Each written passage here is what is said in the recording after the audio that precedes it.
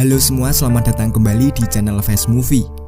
Dimana pada video kali ini Fast Movie akan melanjutkan episode ketiga dan keempat series Breaking Bad season kedua. Di episode sebelumnya kita mengetahui bahwa telah terjadi baku tembak antara Agent Hank dan Tuco Salamanca, dimana dalam insiden tersebut dimenangkan secara dramatis oleh Agent Hank. Meski dimenangkan oleh Hank, dengan datangnya Hank ke tempat ini malah menambah masalah baru bagi Walter yang kebetulan saat ini tengah bersembunyi. Dimana jika Hank tahu kalau Walter ternyata berhubungan dengan Tuco, tentu saja akan membawa malapetaka baginya. Apakah Walter bersama Jesse bisa mencari cara supaya tak diketahui oleh Hank? Untuk tahu kisah selanjutnya, kita langsung aja masuk ke alur filmnya. Say my name, Heisenberg.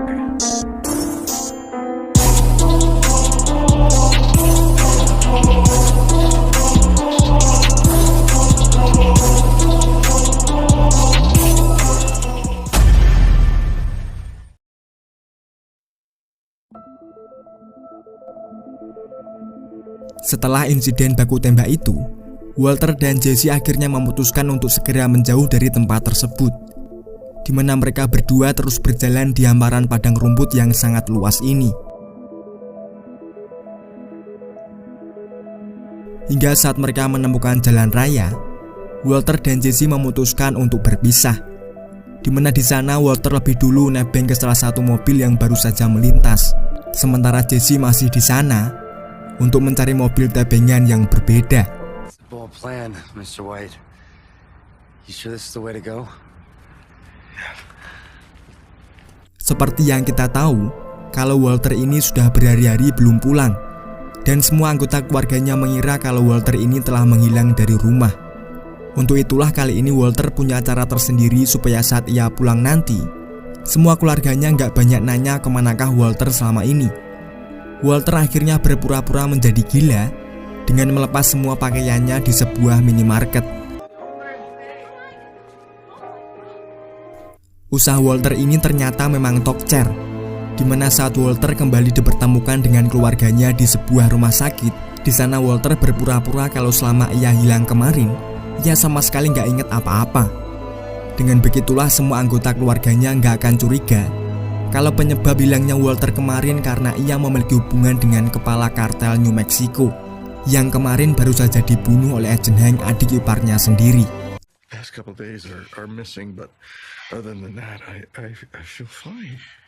Sementara kali ini Agent Hank tengah melaporkan insiden baku tembak yang menewaskan Tuco kepada atasannya, dimana Hank bilang kalau ia sama sekali tak mengharapkan bisa bertemu dengan Tuco saat kejadian itu. Ia hanya mencari saudaranya yang hilang dengan melacak beberapa relasi saudaranya. Hingga akhirnya ia malah bertemu dengan Tuco.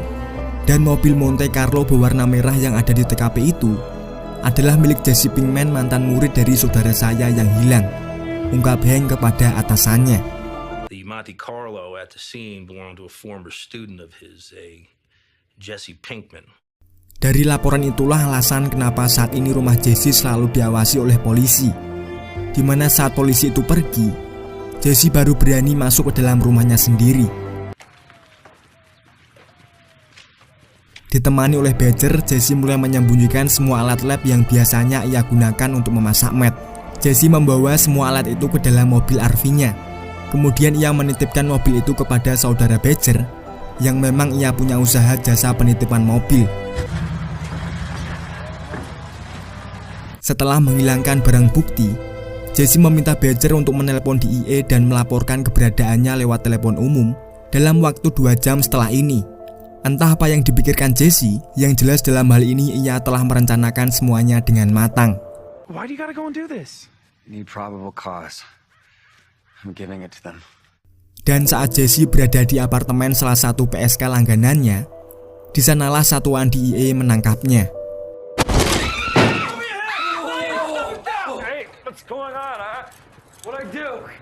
Di ruang interogasi inilah Jesse mulai memainkan perannya, di mana saat Hank mulai mengajukan beberapa pertanyaan terkait apa yang Jesse lakukan selama beberapa hari kemarin dan bagaimana ia bisa mengenal Tuco. Jesse menjawab bahwa selama 3 hari kemarin ia berpesta di apartemen temannya dan ia sama sekali tak mengenal Tuco seperti apa yang telah Hank tuduhkan kepadanya. Saat Hank menanyakan keberadaan mobilnya, Di sana Jesse bertingkah seolah-olah kalau mobilnya telah dicuri oleh seseorang selama ia berpesta. Dan sayangnya saat DEA menginvestigasi mobil Jesse, mereka menemukan uang 70.000 US dollar milik Jesse, di mana uang itu hasil kerja kerasnya menjual meth. Tentu saja Jesse tak mengakui bahwa itu adalah uang miliknya. 67,900 and That's not mine. Sementara PSK langganan Jesse yang bernama Wendy juga telah membantu Jesse, di mana ia hanya berkata seperti apa yang telah Jesse minta dan rencanakan. Jesse came over to the palace at 11 o'clock Saturday night. He never left the room. And that's all I'm saying about that. Namun saat seksi kedua didatangkan, di mana dia adalah Tio, Jesse mulai sedikit gugup karena takut Tio akan membongkar semua usaha Jesse untuk menghilangkan barang bukti keterlibatannya dengan Tuco. Dari sinilah kita tahu kalau sebenarnya Tio ini dulunya adalah mantan ketua gangster Meksiko. Dan untungnya saat itu Tio sama sekali tak membocorkan kalau Jesse memang terlibat dengan Tuco. Meski dari raut mukanya, ia tampak sangat murka saat melihat Jesse di sana. Berhubung DEA tak mampu menemukan bukti maupun saksi, akhirnya Jesse dibebaskan kembali. Di scene yang berbeda, kali ini dokter mulai menganalisis apa penyebab hilang ingatannya Walter beberapa hari lalu. Di mana di sana Walter juga sangat baik membual dengan mencari alasan-alasan untuk lebih meyakinkan si dokter kalau ia sama sekali tak mengingat kejadian beberapa hari lalu. Namun sepertinya hal ini malah menjadi bumerang bagi Walter sendiri, karena selama dokter belum bisa mendiagnosa penyebab dan cara penyembuhan hilang ingatannya, Walter sama sekali tak boleh diizinkan pulang ke rumah. Hingga akhirnya Walter masuk ke sesi pengobatan bersama dokter psikiaternya. Mulanya Walter menanyakan tentang kode etik seorang psikiater, di mana seorang psikiater akan selalu menjaga kerahasiaan informasi dari setiap pasiennya. Disitulah Walter kembali memainkan perannya, di mana di sana Walter bilang kalau sebenarnya ia ingat semua kejadian kemarin. Walter menambahkan kalau kemarin ia hanya tak kerasan berada di rumah, sehingga ia pergi meninggalkan rumah selama beberapa hari. Dan kejadian telanjang di supermarket serta hilang ingatannya hanyalah salah satu cara untuk membenarkan kebohongannya. That was your way of giving credibility to a lie, of avoiding questions about your disappearance? Sehingga di hari berikutnya, Walter baru diizinkan untuk pulang ke rumahnya. Jadi bisa dibilang dua karakter tokoh utama ini sama-sama memiliki kejeniusan untuk menutupi semua kejahatan yang telah mereka lakukan. Nah, kita lanjut ke filmnya, di mana kali ini Walter dan Jesse tengah melakukan pertemuan dengan sembunyi-sembunyi di sebuah minimarket. Di sana Jesse menanyakan kapan kita mulai memasak kembali. Walter menjawab kalau kita tak akan memasak sampai keadaan tenang. Pasalnya Walter harus selalu di rumah dan membuat keluarganya percaya kalau penyakit linglungnya tak kambuh lagi. Sementara Jesse mulai curhat kalau ia tak memiliki uang sama sekali karena DEA telah merampas seluruh uangnya. Walter pun akhirnya memberikan amplop dengan nominal uang sebesar $600. Ternyata Jesse meminta uang lebih karena menurutnya setengah uang Walter dari penjual methnya merupakan miliknya juga.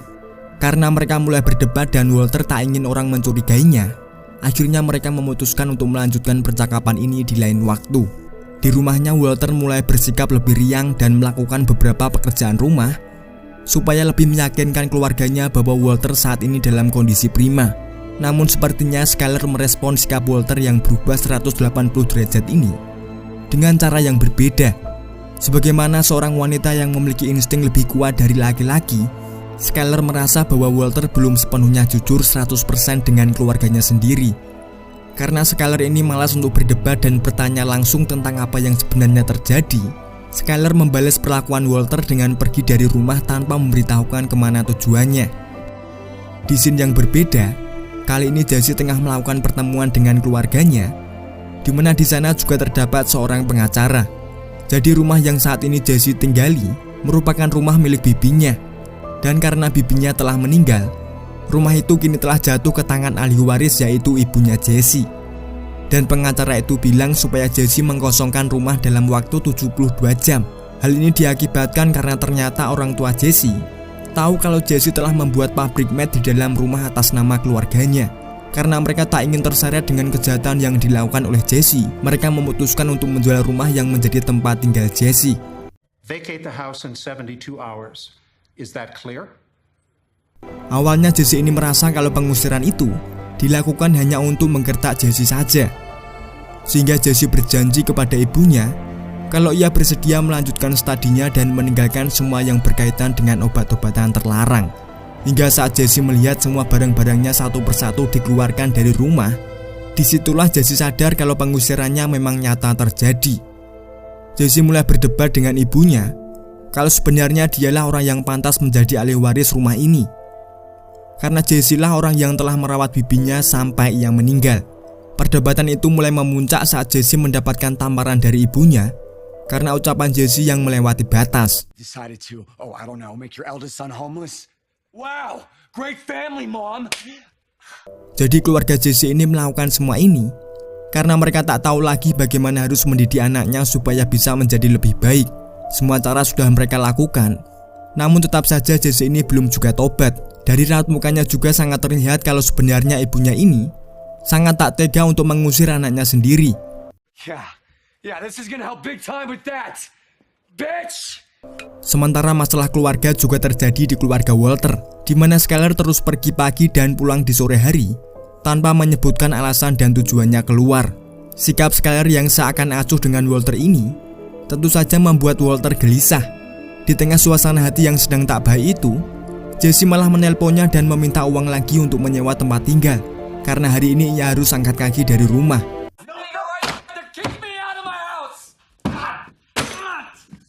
Karena Walter tak memberinya uang, Jesse mulai menghubungi semua temannya. Namun sayangnya usaha itu tak membuahkan hasil, di mana tak ada satu teman yang mau menampungnya meski hanya satu malam saja. Karena sudah kepalang pusing dan tak ada tempat lagi untuk Jesse singgahi, Jesse akhirnya teringat dengan mobil RV-nya yang ia titipkan. Jesse mulai naik melewati pagar berduri itu. Meski telah berhasil naik, Jesse malah jatuh ke dalam kloset kamar mandi. Dan di mobilnya inilah akhirnya Jesse punya tempat untuk tidur meski sekujur tubuhnya kini bau tai. Nahasnya di pagi hari, si penitip mobil mencurigai ada sesuatu yang aneh di dalam lahan parkirnya dan akhirnya mengecek keadaan. Karena kebetulan melihat Jesse di sini, Clovis pun meminta bayaran untuk jasa penitipan mobilnya. Namun karena Jesse saat itu belum mampu membayar, Clovis terpaksa mengusir Jesse dari tempat ini. Namun bukan Jesse namanya kalau dia hanya diam saja diperlakukan seperti itu. Ia mulai menyelinap masuk lagi ke dalam parkiran dan membawa kabur mobil RV-nya. Sementara kali ini Walter mulai berbicara dengan Skyler karena sudah tak tahan dengan sikapnya yang acuh tak acuh kepadanya. Walter paham kalau semua ini Skyler lakukan sebagai bentuk balasan karena Skyler merasa ada sesuatu yang Walter sembunyikan. Untuk itulah Walter menanyakan apa yang ingin Skyler ketahui darinya. Respon Skyler saat itu masih dingin seolah ia ingin Walter mengakui sendiri tanpa harus ditanya. Namun di sana Walter masih belum mau jujur, sehingga hal ini membuat perdebatan di antara mereka. You have to tell me what's really going on right now. Tell you what, Skyler. Saat Skyler pergi dan Walter mencoba menyusulnya, Walter malah terkejut karena melihat mobil RV Jesse terparkir di depan rumahnya, di mana Walter langsung mengumpat di depan Jesse karena Jesse parkir di depan rumahnya dengan mobil RV yang penuh dengan peralatan lab. Yang tentu saja jika ada keluarga Walter melihatnya, akan terjadi perang dunia ketiga. Jesse terpaksa melakukan ini karena ia tak ada pilihan lain, di mana ia meminta setengah dari uang Walter untuk biaya hidupnya. You don't think, you never figured out how to think, did you, Pinkman? Hey, I said I was sorry. I just need my half of the money and I'll... Namun saat itu Walter tak mau memberikan, karena dari awal pembagian hasil ini sudah diberikan. Hingga akhirnya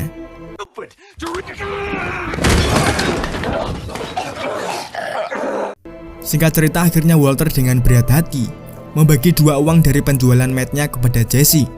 Dan episode keempat bersambung.